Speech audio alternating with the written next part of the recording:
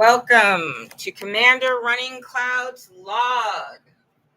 I am Silver Rain Runningcloud here again tonight, and I welcome you and thank you for joining me in my ongoing conversation about life in this society. The name of tonight's topic, I'm going to try to get right to it, a brief health update. You can see I'm working very hard on the wounds I've gotten. I've made a lot of progress in holding the damage back, but as you can see, it's still pretty bad, and I still am in so much pain. So let me stress once again that bioweapons are being used in this war. By the time it's feet on the ground, should it get to that point, we will already be defeated individually from bioweapons. But there are ways that these can be beaten. I'm sure that as they develop the bioweapons, they develop the remedies and cures as a part of the work. So I don't think we need to feel a lot of fear, but I do think we need to be proactive. I'm not the only person being attacked. I'm not aware of how aware the other victims are. I don't know how much they are aware of how they're being attacked. See this right here? That was an attack. Kind of started as a pimple, but you can tell when it doesn't heal and it scars. It matches the ones on my arms. But this one is the one that's the biggest problem for me right now. You can see that I've disrupted it, but it does go into my eye and it does go into my teeth. And of course, I can feel it in other parts where it has established a dominion in my body. So it's not fun at all. Let me put the light on my face so that you can't see all of the shadows from where the disease is living inside of me.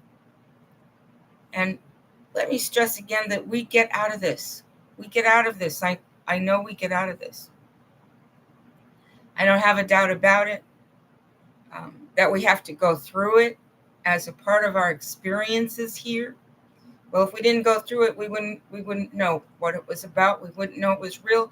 We wouldn't know how evil and serious the enemies to our freedom are if we didn't see them actually, attack us. So, can Jews save face over the genocide in Arabia? I understand that here in America, we've been given a certain choice of words that we can use to describe our experiences with racism and European nationalism. I understand that we've been given a language and that there are consequences to telling the truth. But I've been placed outside the system by the powers that be, okay? We're kind of used to people referring to the powers that be as the European nationalists. And we kind of have been led to believe that the European nationalists are working for the evil ETs. But at the same time, we have to recognize that the only face that we see of it are our fellow human beings, our fellow Americans. So I know a lot of Jews who are extremely nice people. In fact, the women that I got closest to during my life have been Jews. The way they express themselves, the things that they express, the honesty that I found in Jew women has drawn them close to me. So I don't hate Jews. I don't hate anybody, actually. I really don't. That's one of the reasons why I was chosen for this job. I was told that my karma was so extraordinary that it could afford what would have to be done. It could afford what other people on my team would have to do to establish balance and justice on earth. That my karma could take the hits is what they told me when they were telling me why I was chosen for my role in all of this. And when I say they, I mean the people that talk to you through telepathy, the people that sort of tell you what your mission is, the people that are woo-woo, the woo-woo, right? The people from the woo-woo. Okay, so here I am conversating about all this with you, conversating with you about everything. And this conversation is on, oh, that looks kind of worse, doesn't it? This conversation is on how Jews can save face. Because like I said, I know a lot of Jews, and I know that they are not happy with what's going on, and they are most especially not happy with their international reputation. In America, we're not allowed to speak up. We're not allowed to talk about what we're seeing. We're not allowed to express ourselves about the horrors and how we feel about it. We're not allowed to say, hey, the UN is just a bunch of Europeans that used military force, initiatory force, to declare Arabia a part of them. And then they told the Europeans in America, a lot of Nazis in charge, brought over from Operation Paperclip, and a lot of bankers with global financial interests, they came to America and got hold of all of our war-making assets and all of our land for building war factories and all of our ignorance and diversity. And they were able to use psychological tools like choosing one race of people to pit against another race of people by using discrepancies in asset distribution, using a fake economic system based on race instead of personal achievement, and hoarding all the best ideas under the guise of the patent office, the trademark office, and the antitrust division. Then we find out that all those agencies are owned by our enemies, owned by the people that do not want America to live. And when I say America, I mean the land of the free, the home of the brave, the place where people are not prohibited from fulfilling their God-given missions. They're actually given help to succeed.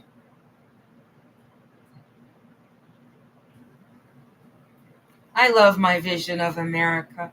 I love what I thought America always was, what I worked to be a part of. I feel very patriotic when I think about what America really is supposed to be. And I know we're going to get there. I can see that too, clearly. But ouch, ouch, ouch, ouch, ouch, ouch, ouch! It really hurts right now. It hurts quite completely. And a lot of my friends who are Jews, and a lot of the Jews that are not my friends, but could be my friends if they want to, they're suffering right now. They're suffering greatly. This war that the globalists are conducting is the most anti-Semitic thing ever created. It's the most anti-Semitic thing possible. Because while we can't be honest in America, the rest of the world can see and hear. The rest of the world knows that our leader is not a good leader. Everyone else in the world has read about the German counting machines, the hidden ballots, and all of the other things involved with the 2020 election. People all over the world recognize a coup when they see one, because America went through many, many, many public broadcasting events globally where they described coups and used coups as their excuse for establishing military camps for military interventions to save the people of the world, right? But now we know certain things. We know certain things about the Fourth Reich. We know that their desire for land doesn't have anything to do with saving the people on the land, but it has everything to do with land and water rights and possessing those. And a lot of it is used for creating weapons to keep us all in line, to keep us all silent, to keep us all complicit because they all get 10,000 slaves apiece, minimum, right? That's a part of their religion. But a lot of the Jews that I'm friendly with, that I love, are not, they don't worship in that Orthodox religion. The religion that believes that every other person is an animal and that Jews are entitled to all the possessions in the world and the labor of the animals. The Jews that I know they just don't believe that. They don't subscribe to that particular theology. The fiber count was kind of high today and yesterday too in the room. Anyway, also the gassing in here. I had to open my door, keep it open for a while. Both Foxy and I were coughing from the gas in the room, and it wasn't outside. So I'm not exactly sure how they pump it in here. But between the smell of hemp out there, which is not marijuana, they smoke some kind of hemp here in Texas, and the fibers in the air, that's why I'm touching my face. Okay, that looks even worse. Yes.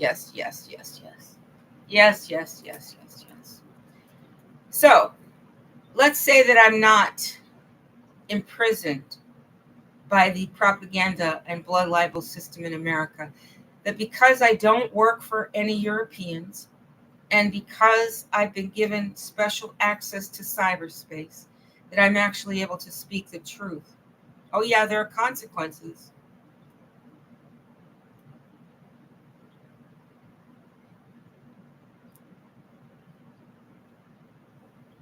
There are consequences to my free speech, but the consequences aren't death. And there's healing in the future. There's healing. I can't wait for that part, for the healing part. I can't wait to be healed.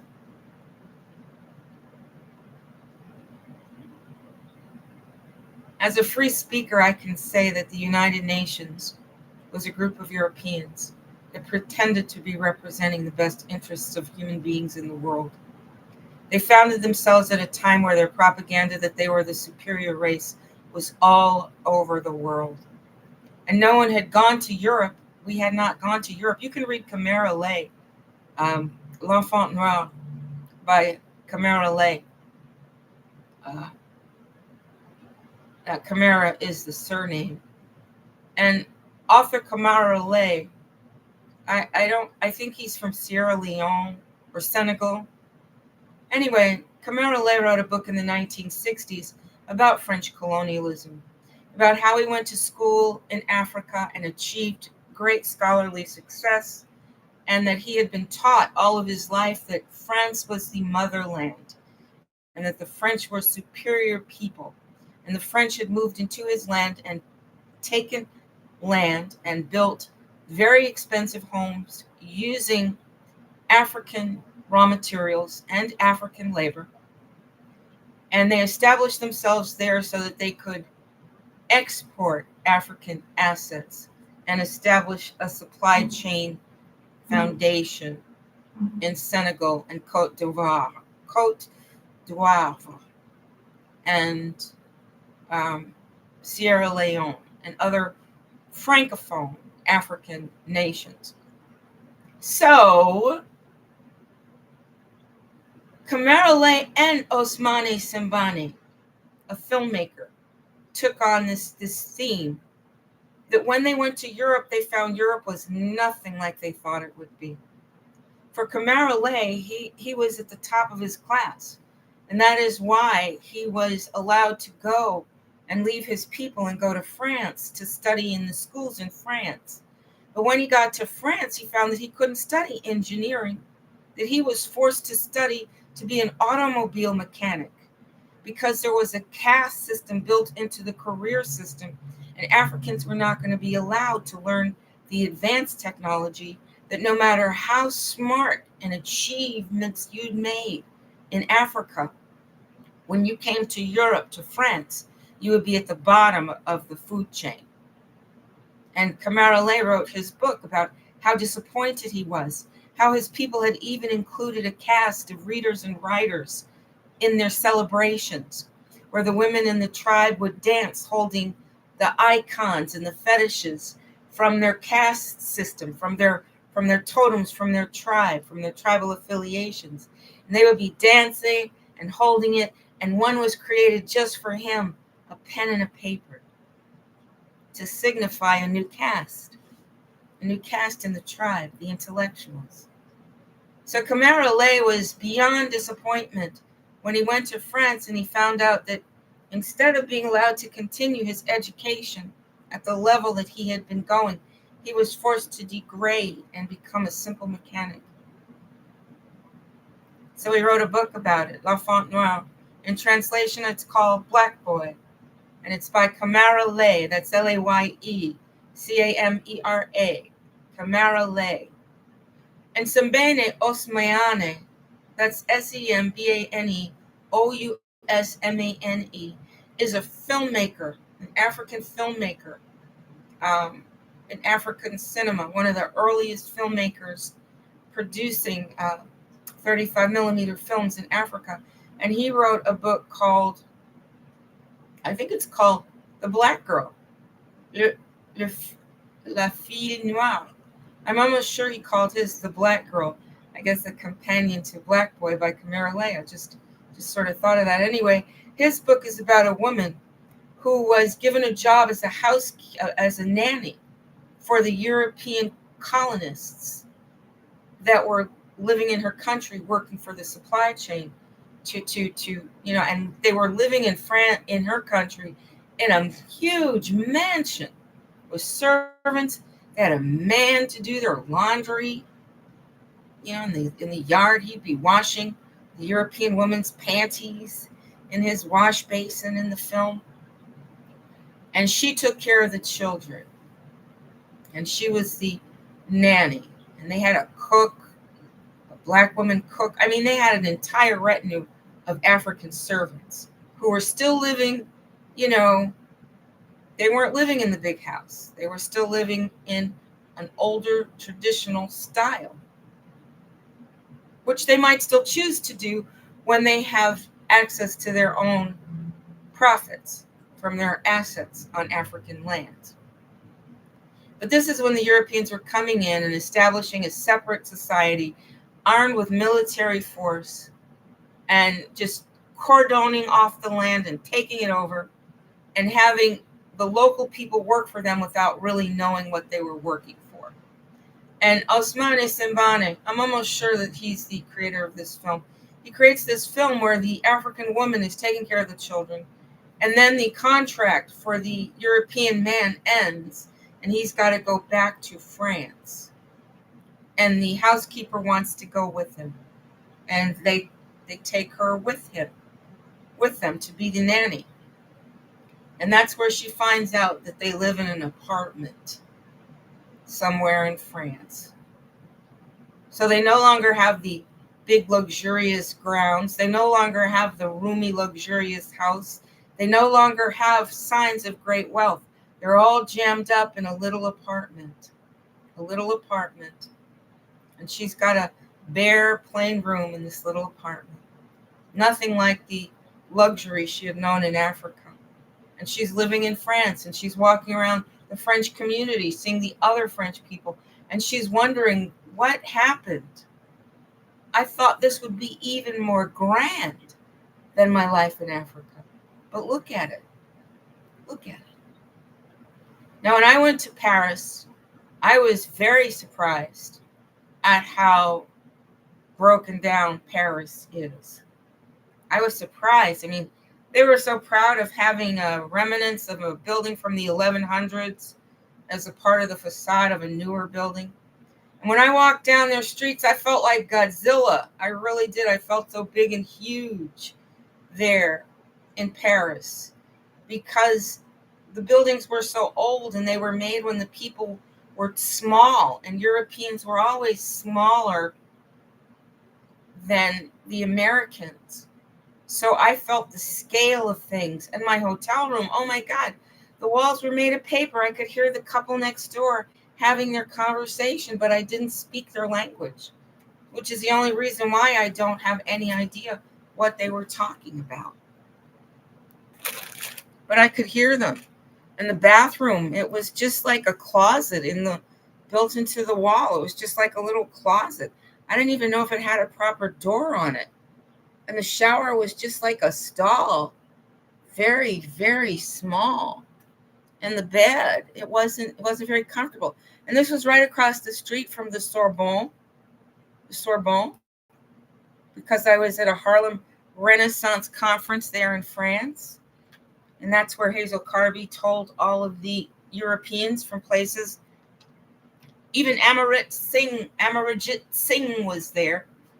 And she spread a rumor that I was insane right there. Right there.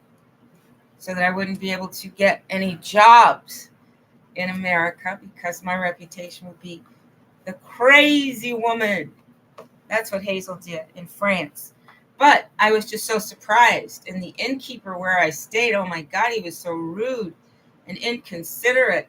And to get money, I had to go to a machine and pay a fee every time I wanted to get money. I couldn't get my money out for free. And I had to go to a special machine to get French francs. And the food, oh my God, all the cafes were so crowded, and they had outdoor seating, but it was so crowded they didn't have any room.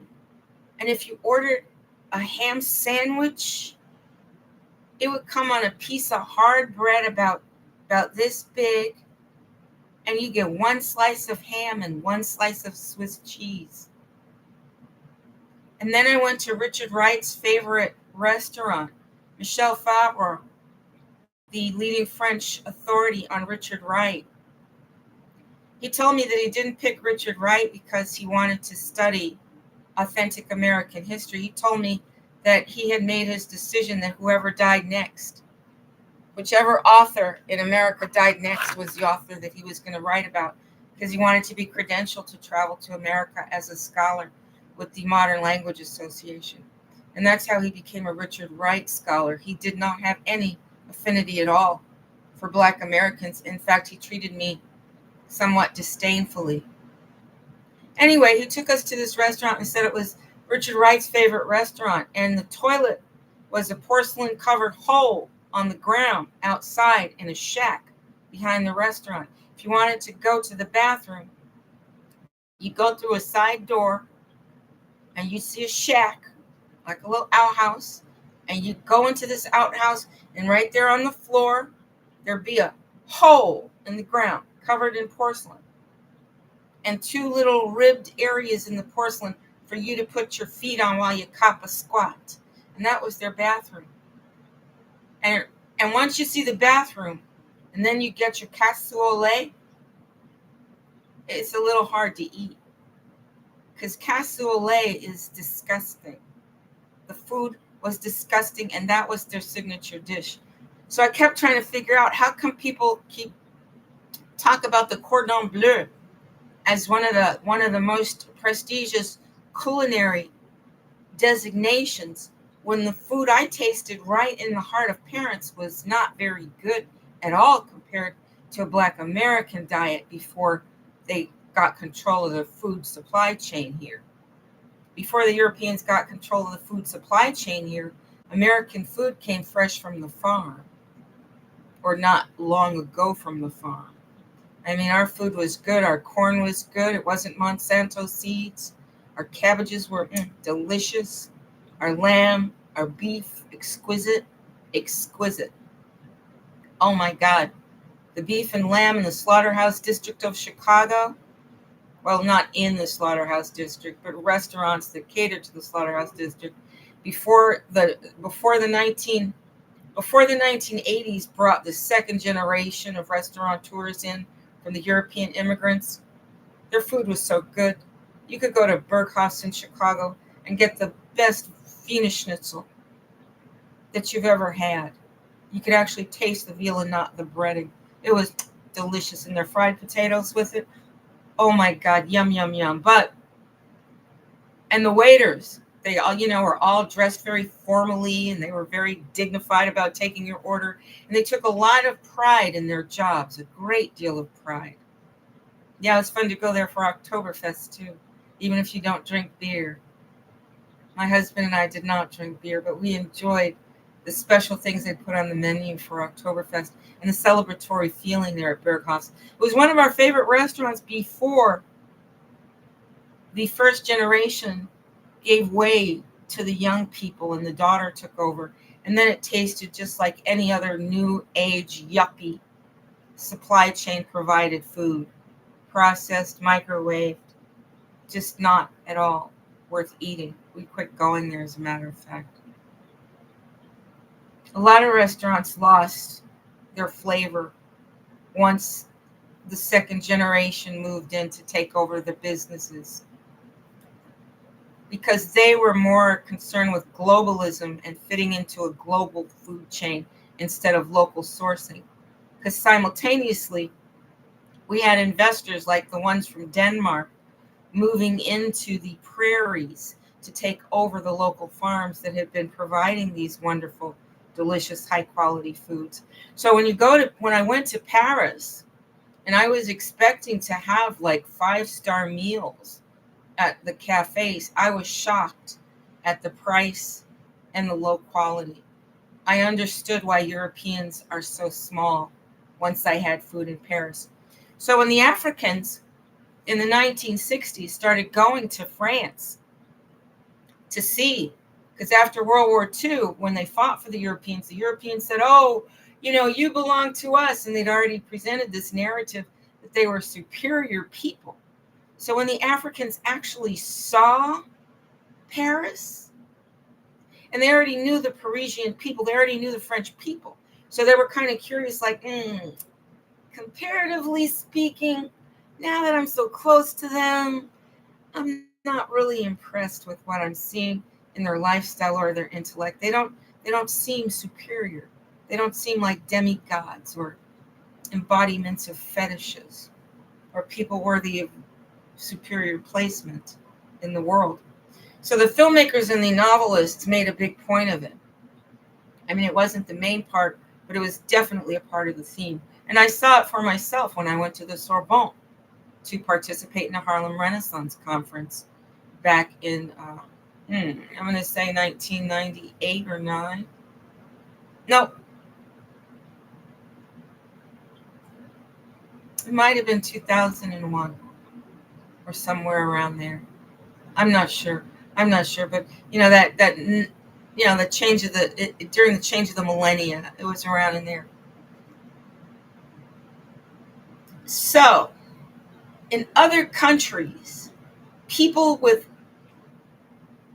average human intelligence, and I'm going to assume that we all have the same intellectual ability that God has granted us all, a mind and a brain and a consciousness and an ability to access higher knowledge through vibrations, through osmosis, however you want to see your human consciousness and how you know things and how you think and how you process data. We all have that ability. We all have that ability. And I'm going to say we all have it equally. Now, you can be born into a system that gives you special training and extra access, but it doesn't make you personally better. And a lot of Europeans find it very difficult when they realize that they are not smarter, that they are not more intelligent or superior. And when they go to Europe, it really hits them in the face. That if they were really such a superior race of human beings, why isn't Europe amazing? Right? You'd think that when you go to the heart of the beast, you would find it pumping blood. That's what you would think. But if you haven't been to Europe, don't bother.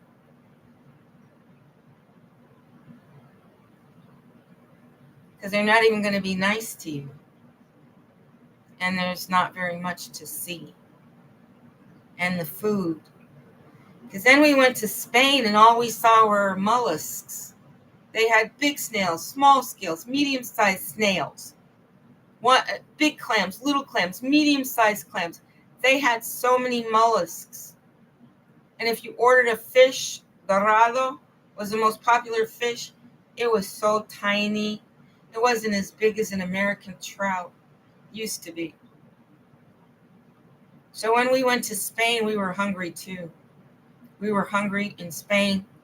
When I took my children to Nerja in Spain, we were so hungry. So we learned that in America, there's a great bounty because we have so much arable land. But a lot of the European nationalists have taken that land over, and the waters too. And they've created these huge growing fields. People from Denmark who smuggle it out through the Great Lakes and underground channels, underground railroads.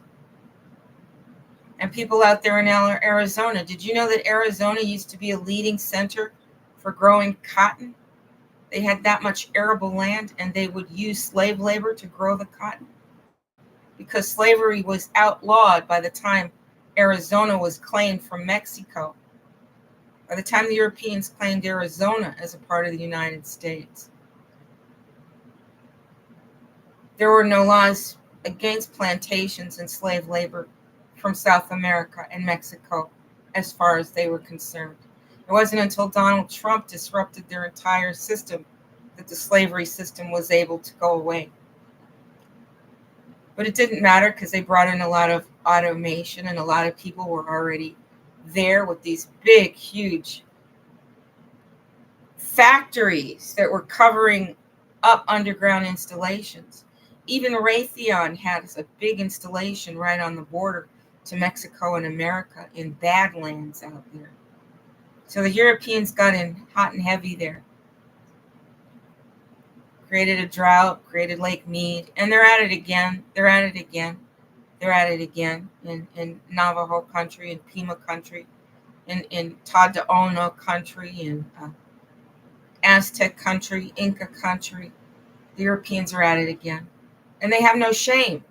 And one reason why the Europeans that govern America are so gung-ho about protecting the Europeans in Arabia is because they know that if the Arabs win and regain the power over the land that the United Nations forcefully removed from their asset base, then it will give precedent to every other conquered race of indigenous people on the planet to reclaim their land. It'll give new energy to the American reparations movement to restore the land rights and powers and sovereignty of lands that belongs to indigenous Americans of every color: black, white, yellow, red, which means black, because we're not African, black, West Indian,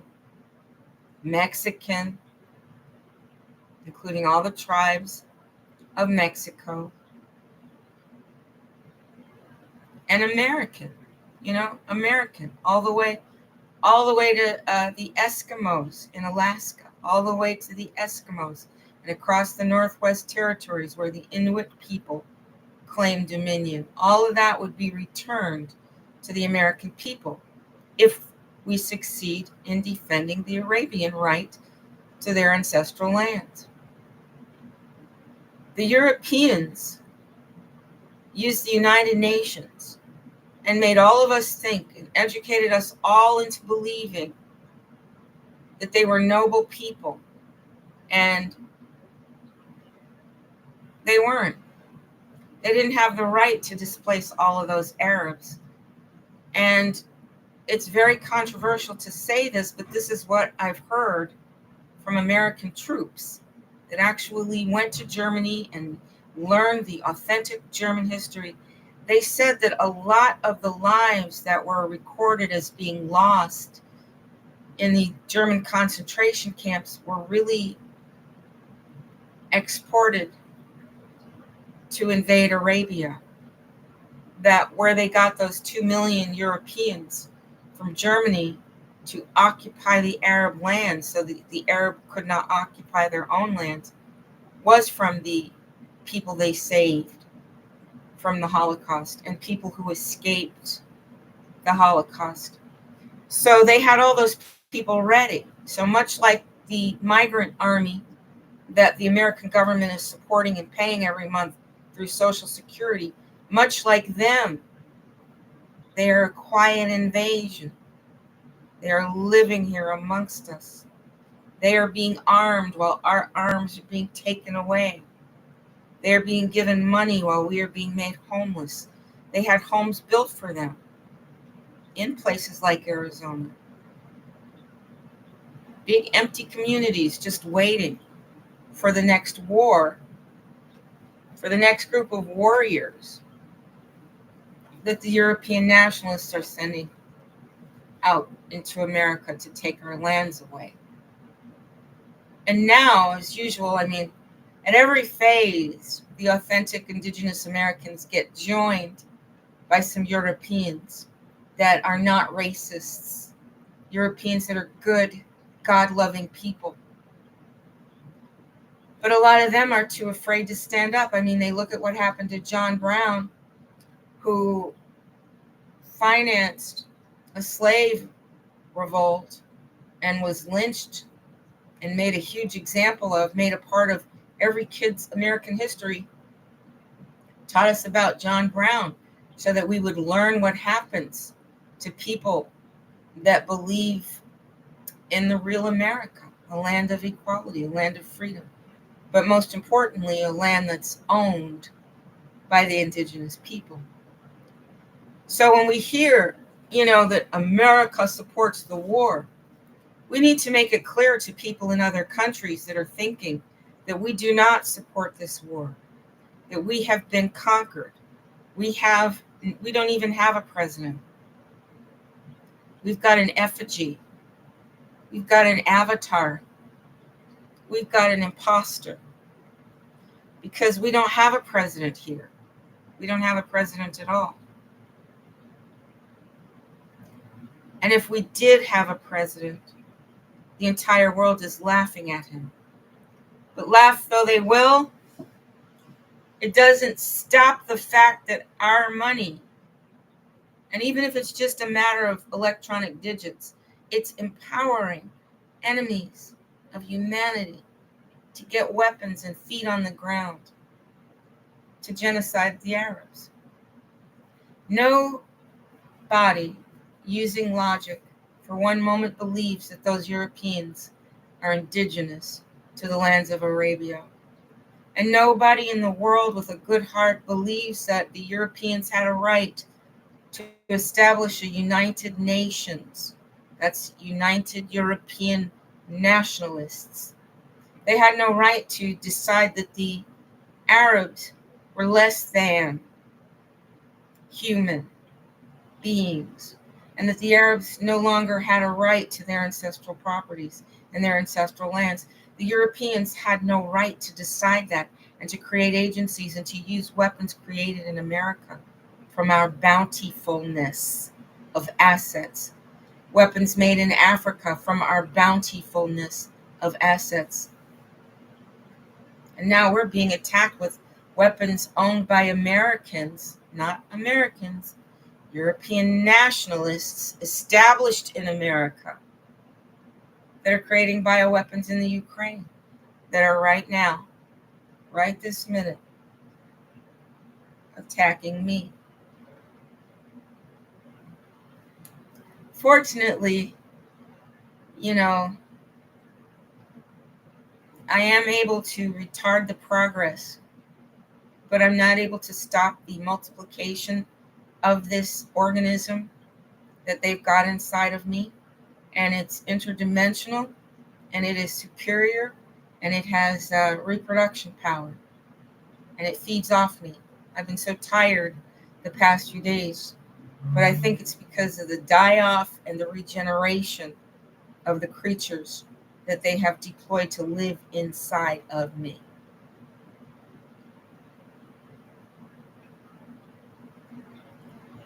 So I think it's wonderful that I get to report it and to also report all the symptoms, because what you're going to find is that if it hasn't gotten to you yet, by the time they're ready to deploy this on you, it'll be too late.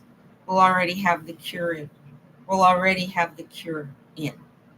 So do not fear, do not worry. Um, my team, my spiritual team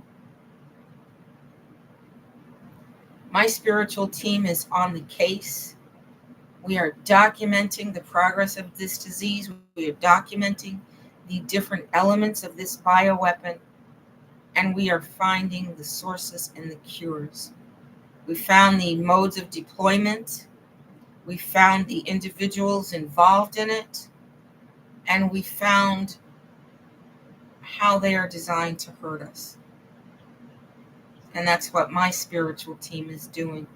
So do not be afraid. If you are inflicted with the disease, do not be afraid. Once the organism is out of your body and your DNA is rejuvenated, restored, you will start to look the way you used to look. You'll start to look the way you should look. You won't look like you got chopped to pieces from the inside out by a sophisticated bioweapon created in the Ukraine, where we've got the Europeans using American assets and American people to transport them over here and continue their research. We know that Charles Lieber of the Lieber Biochemistry Nanotechnology Institute at Harvard University was the biggest reason Wuhan, because he was also a full professor at Wuhan, and he was instrumental in creating the bioweapons. So I'm pretty sure that MIT and Stanford University, Harvard University, Yale University, where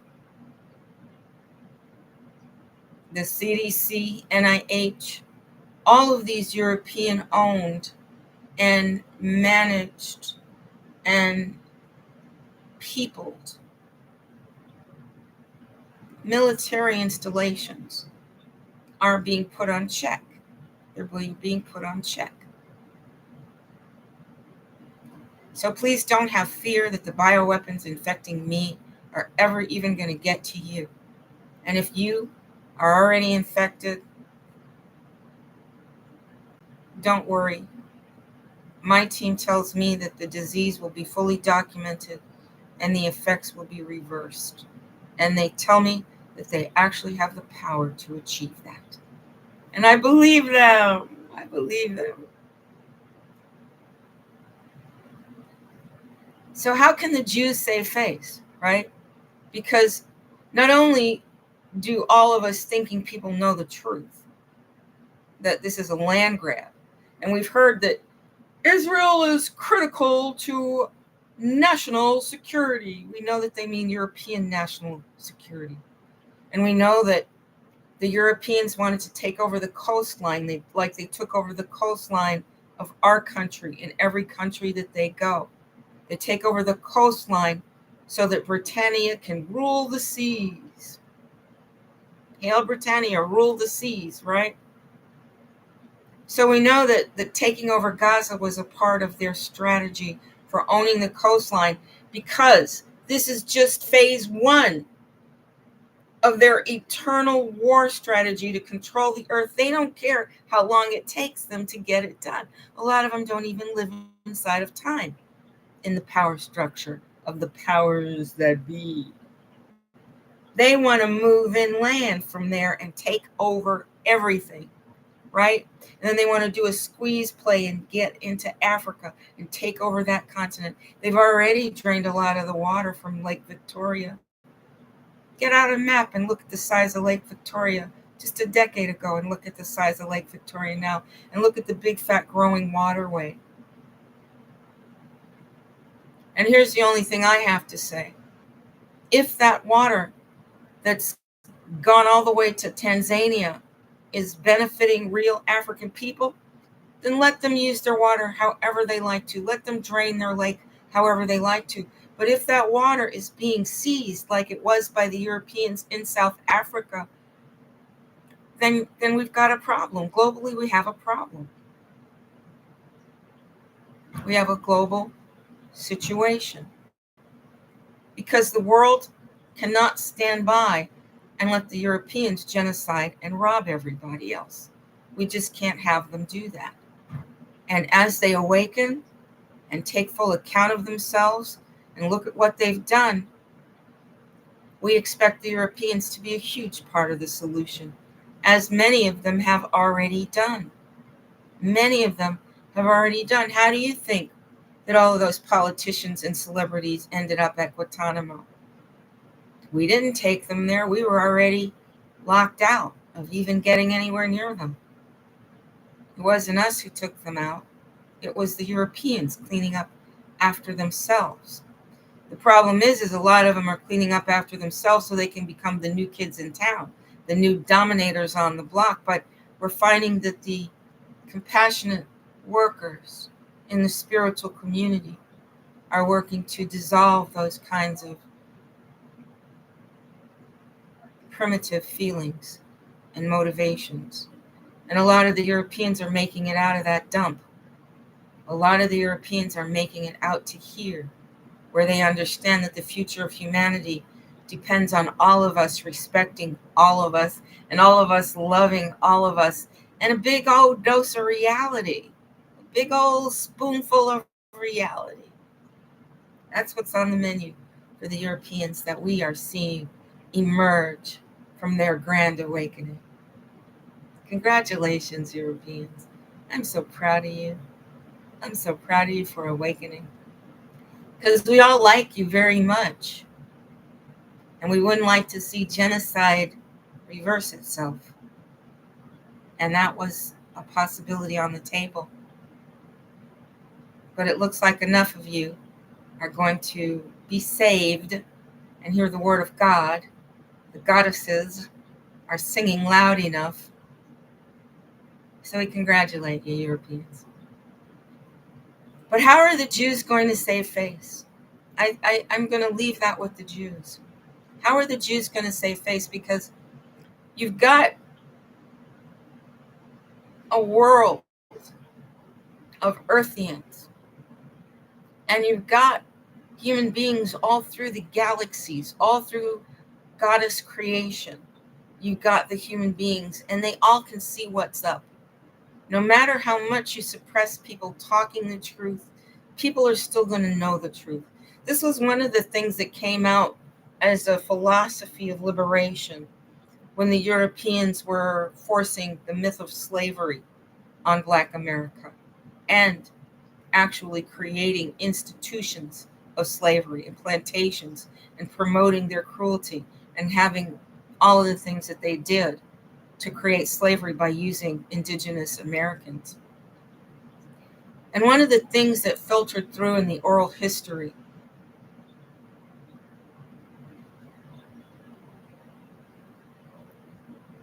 was the fact that people can control your body, but they cannot control the spirit of God that's inside of you.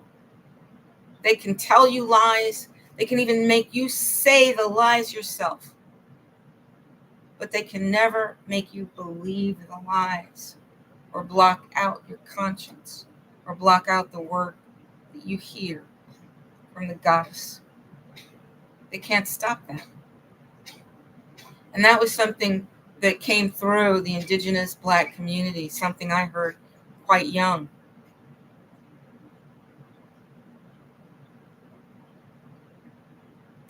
And in Invisible Man by Ralph Ellison, when he talks about his grandfather laughing in a dream that he had, and his grandfather laughing and essentially saying,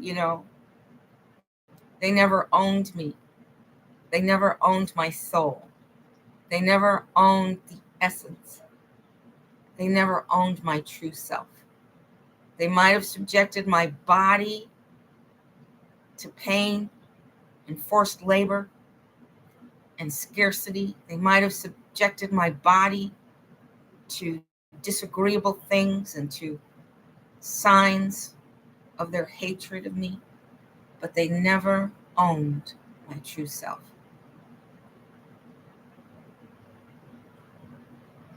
That gives me comfort. That's given me comfort through all the things I've been through, frankly, is to know that I've never been owned, frankly, ever. But to know that even through all this pain, I will never concede my life to demons or devils or the devil or fallen angels or any evil. I will never consign myself to evil. I will never give myself to evil.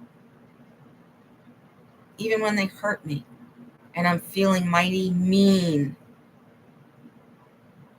I always rise above it and get back to love and get back to charity and get back to a place where I can respect myself for being a true, decent, loving, goddess loving human being, Earthian. Because I was made here on Earth. I'm an Earthian. I wasn't made on another planet. I didn't come from another planet. I never lived on another planet. I was created on Earth, right here. This is my ontological origin, is right here, never anyplace else. And maybe that's part of why I am considered special to some of the spiritual beings, because maybe this is the first generation of truly evolved Earthians here. I don't know for sure. I don't know for sure. Because we hear that civilizations like Atlantis came here from other places.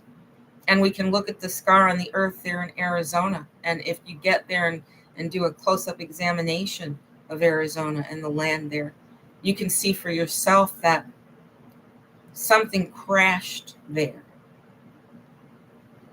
Something is still under there. And that civilizations built upon that and used the energy and the technology in that crashed vehicle that could not be retrieved. I guess that's why, a lot of the Europeans that study extraterrestrial sciences decided to do it from Arizona and New Mexico and Colorado and California and Utah, because there's so many remains of advanced civilizations from other planets in the ruins of that spaceship that crashed here. Because it wasn't a war that created that big scar on the earth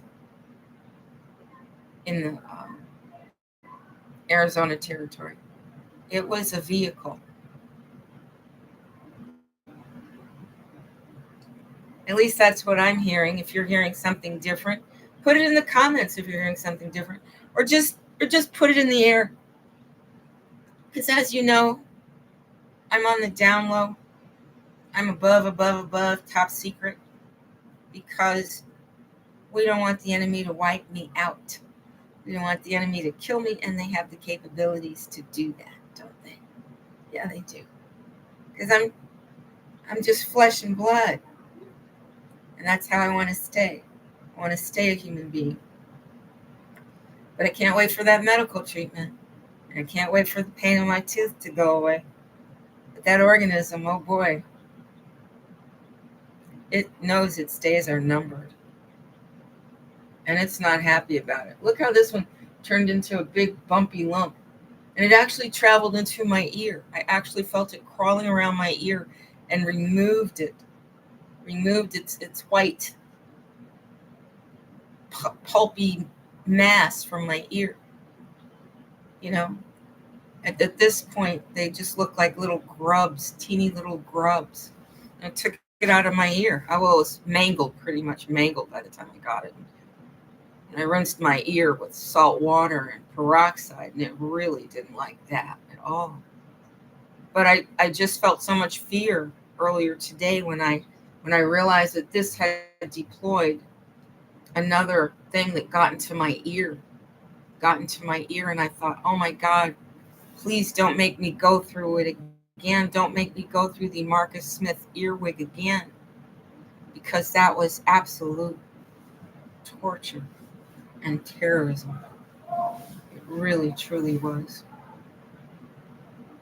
How will the Jews save face? The entire world is looking at them. Slaughter the Arabs. And the entire world knows that they don't have a right to those lands. And the entire world knows that it's an invasion. And it's an invasion that's growing and growing and growing. And the entire world knows that even if the Bible had said that those lands belonged to the Israelis, it didn't mean the Europeans pretending to be Israelis. It meant the people that were living there. Those were the chosen people, the people that were already living there, the Arabs. That was their land. They were the Canaanites. They were the Phoenicians. They were the Baal, and not the evil Baal, but the early Baal, right? They were the ones right there in Arabia, not the Middle East. That's a made up name. You know, I met this lady when I was driving for Uber. Boy, does Uber do surveillance. Uber got to map all of our roads, and Uber was owned by a person that wasn't even an American, but has access to the most secure data on an individual basis, right? And they take over a lot of our lands so that they can create a database, so they can have enough server farms to create the databases where they can store all the database on where you live, where you went, how many times you went there, what you did, who you went with. They even know what you talked about in the vehicle. I remember when I drove for Uber, the app used to get really upset. Used to throw a temper tantrum when I covered up my camera and disabled their ability to spy on me. They would make me show my face to them and reactivate it because they wanted to be able to see the people in the car. Because if you've got people in your car and they all have their iPhones on, you've created a little network. You created a little local area network right there in your vehicle. And don't think for 1 minute that they didn't gather all that data. They did. They did. Uber gathered all that data. When I was working for Uber and I was driving people around, I learned a lot of things. But I forget what I was going to tell you about in particular because now I'm getting a flood of memories of things I learned from Uber. Wow. From driving Uber, you can get into people's business in a way that you can't when you're sitting in a classroom or reading a book.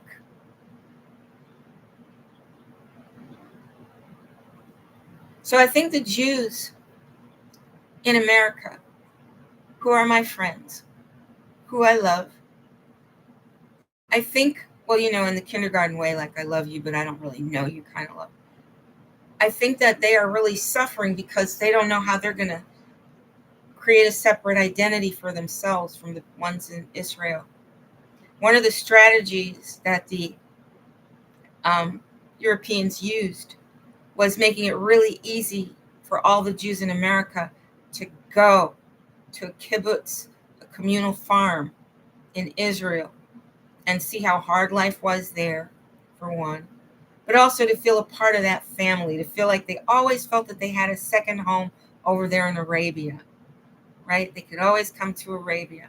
And I don't know how many of them actually believed that that was their ancestral lands, but I know that once they got there, they didn't feel any kindred spirit to it. I can pretty much guarantee that. Because when you are on your own land talks to you. The spirits of your dead rise up to greet you. Your own land talks to you. So if you're in a stranger's land, you're not going to ever feel really comfortable because the spirits that come to visit you there want to know, what are you doing here? Especially if your intentions are evil.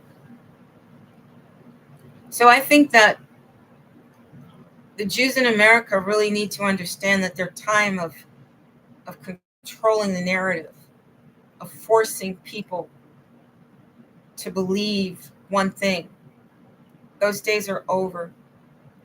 People are no longer functioning with bicameral minds where it's black or white, yes or no, legal or illegal, under the rule of law.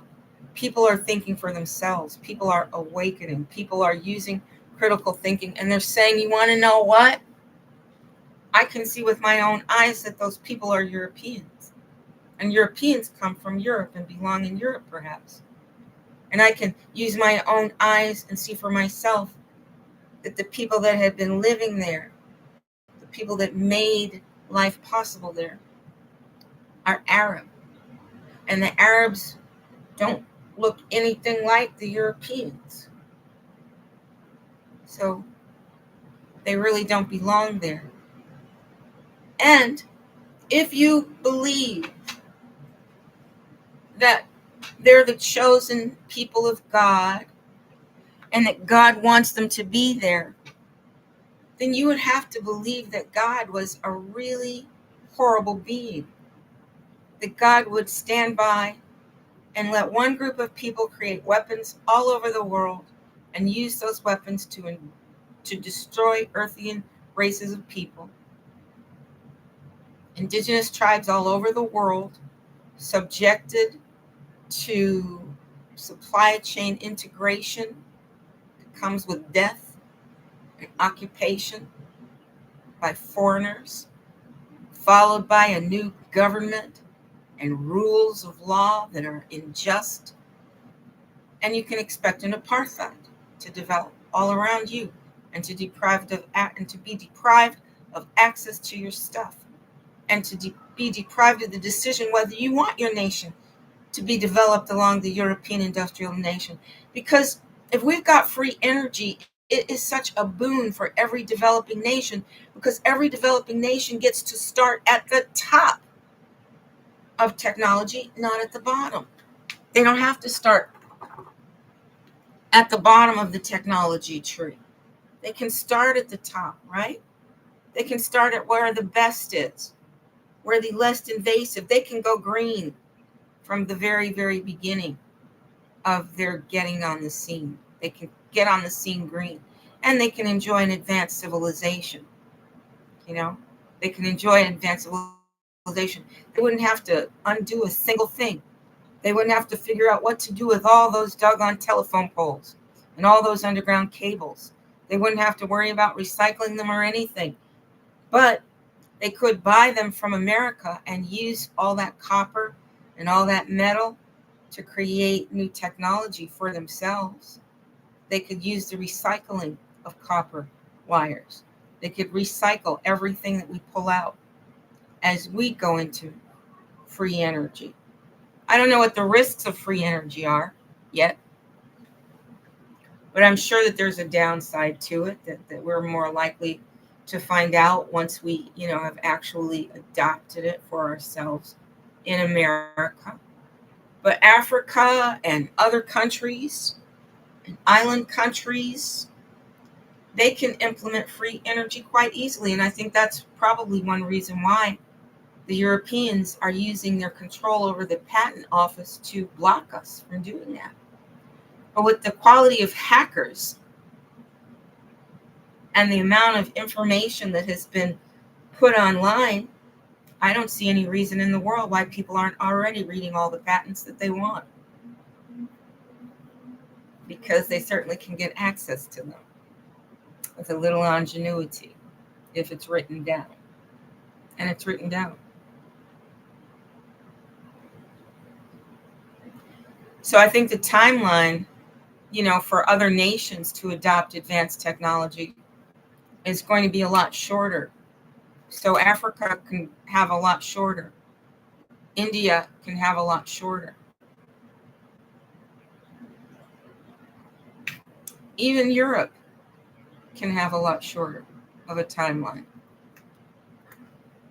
But they still won't be able to grow crops or mine enough things for the things that they think they want. I don't think. But we could always go in there and do core samples and find out what stuff they've got, if they haven't already created the reports on it that we can trust. We can get it for ourselves. We can just march in there, like they do in Peru, like they do in South America, like they do in America, like they do in Arizona and Utah. The French actually exploded French and German actually exploded atomic bombs on indigenous American land in Arizona, and they study the health effects on us of being exposed to that kind of radiation. So Jews really need to save face. They really do. Because, like Barnum and Bailey says, you can fool half of the people all of the time, but you can't fool all of the people all of the time. Something like that. You can't fool all the people all the time. And thinking people can see the facts. They can see that the Europeans do not belong in Arabia. And now they're seeing the Europeans just hack the Arabs to pieces, destroy their land. Sometimes I try to imagine what would it be like if I went to an American town or city or even village and found everything had been destroyed by bombs, found that all of the buildings were crumbled to dust. How awful that must feel. I mean, that must feel really and truly, truly awful. So when I see these pictures of what the Jews and other Europeans have used American power and money and assets to achieve in the vector of destruction, I know that there's going to be a price to pay. There's going to be karma associated with those actions. And that as long as we don't say anything, as long as we are complicit, as long as we say, oh, we're going to let that fake Joe Biden and all of the people under Joe Biden, we're going to just let them continue to send the digits that it takes to destroy our brothers and sisters and cousins in Arabia. Because it's still Arabia. You can call it whatever you want. You can break it in as many little pieces as you like.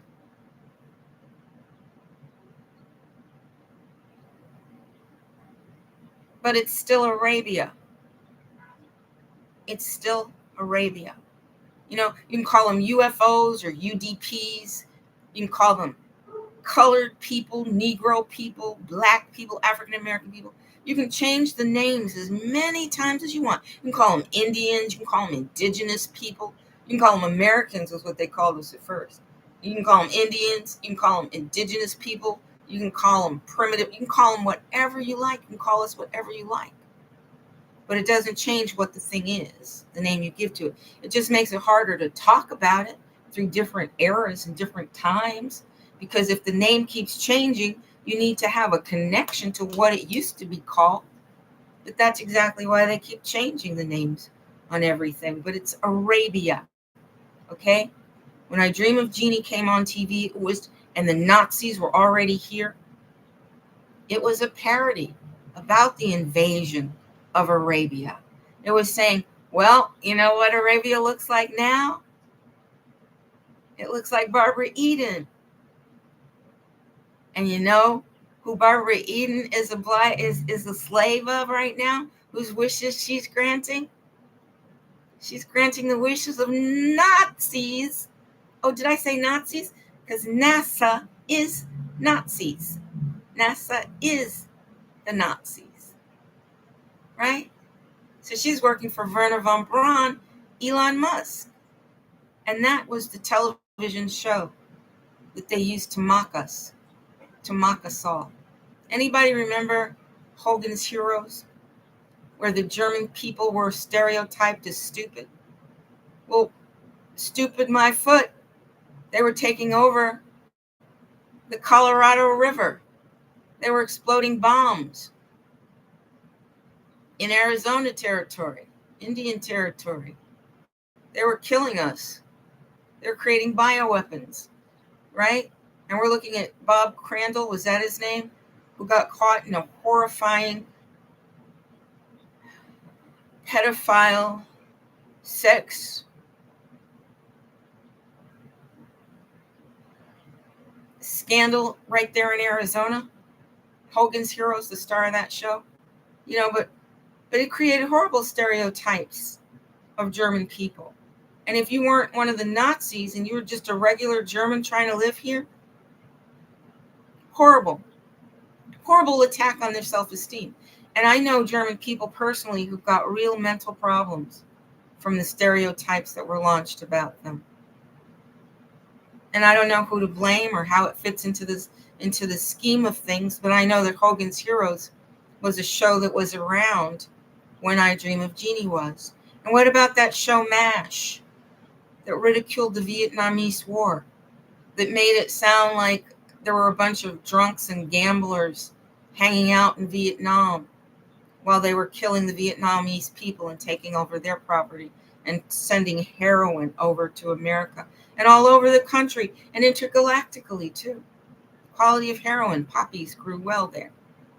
So how many times have Americans been forced to pay our tax money and have our reputation and be judged complicit with the atrocities of the European nationalists?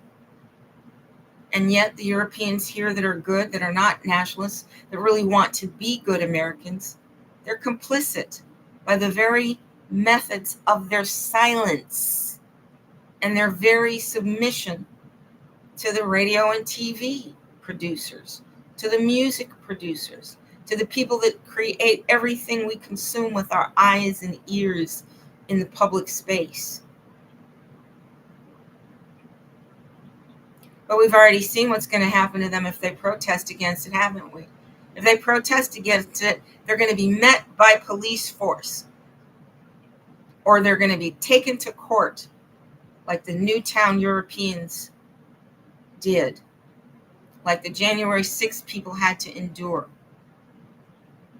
I hear Julian Assange is going to be coming to America, and he's going to be pleading guilty. Well, I think that his trial is an excellent opportunity for the Europeans and Jews to save face and create a new trend, a new tradition of being real Americans filled with honesty and integrity. Because the Jews in America are really going to have to save face, because their leaders here have created such a sense of solidarity with genocide as a economic system, that the things they've done in real estate in America, the things they've done in banking in America, the way they've created ghettos in the real estate industry, the way men like Sheldon Epstein have created patents using stolen American intellectual property. The Jews are going to really have to use all of their broadcasting and blood libel power to show the world that they are not the way that they've been presented, that they're not the way that they seem, because we've got the entire world looking at Jews, not Israelis. In my mind, there is no such place as the Israelis. They're a fictional creation. They're invaded. And a lot of Europeans see America as a name for the conquered nation that supplants itself over America. A lot of Europeans, when they say America, they mean American nationalists. They mean European nationalists, not the American nationalists that believe in the nation, right? So it's a double talk. It's a Du Boisian double consciousness shift of context and meaning that you have to do. But just like when a lot of Europeans in America say, I'm an American, they don't mean that they're American like me. They don't mean that their flesh and blood and their heritage and their genealogy and their property. They mean that they came over as an invading force and they plan to keep invading. That's what they mean. So as the Europeans get woke and experience their awakening, and they ascend into the age of enlightenment and the golden age that's coming, the Jews are going to have a special burden on them as the chosen people, because the entire world is looking at them, and the entire galaxy is looking at them, and the entire creation is looking at them, and Goddess is looking at them.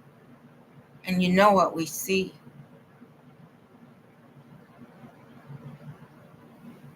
you know what we see.